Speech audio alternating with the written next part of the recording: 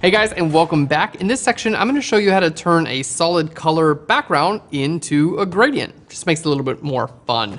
So jumping into Photoshop, let's go ahead and open up our intermediate coloring 7. Let's hit open here, and I'm going to hit F for full screen. This is relatively simple to do. Basically, I need to target this yellow color first. So let's grab an adjustment layer. We're going to go to hue/saturation. We're going to go to our yellows, and I'm going to use my eyedropper to go ahead and target it. Now I'm going to start by changing our hue, and let's go this way here.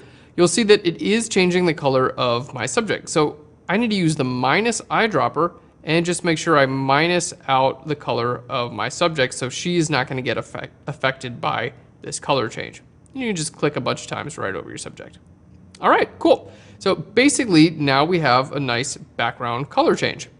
Pretty cool. So to add this as a gradient, if I want it to go from yellow to red, I'm just going to click on my layer mask. We're going to hit G for the gradient tool, and then I want to use my linear gradient. Click up here to your gradient editor and choose foreground to transparent. So it's going to go, in this case, from my foreground color, which is black right now, to transparent. Let's hit OK. So that's actually what we want. We do want our foreground color to be black, and that's going to take our layer mask. Part of it's going to be black, part of it's going to be white. So let's just use our gradient tool. I'm going to start here on the top and hold our shift key down. If you don't hold shift, it'll just go anywhere you want. But if you hold shift, it'll make you go straight up and down or at 45 or left and right. So let's go straight up and down and let go. And there we have a really cool gradient going from top to the bottom.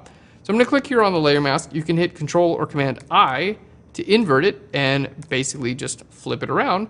And of course here, you can go back into your yellows at any time and continue to push this any way you'd like, which is really fun. So that example used the original background color, which is the yellow, and we went down to magenta. Let's go ahead and show you how to throw another color on there as well. So in this case, what we're gonna do is I'm just gonna click on my layer mask. I'm gonna hit Shift Delete, and we're just gonna fill our whole layer mask with white, okay, making it visible on the whole layer. And then I just wanna go in here and just make sure that I paint black on some of these areas here. Okay, I'm gonna do a relatively quick job here. We know how to make selections and, you know, do a fine job. You can go in here and use the pen tool and do a really great selection here.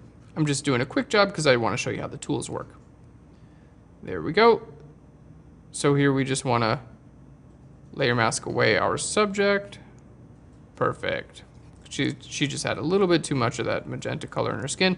And then going back in here, I'm just going to use a large soft edge brush and add it in back with a super low flow. Just going to put a little bit of magenta around the edge, and that's going to help it look like she's a part of the background. All right, there we go. That looks really nice. Just paint right back over there and down in her hair.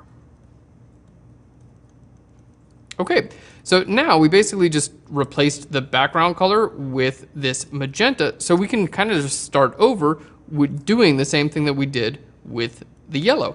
So let's grab another hue saturation adjustment layer.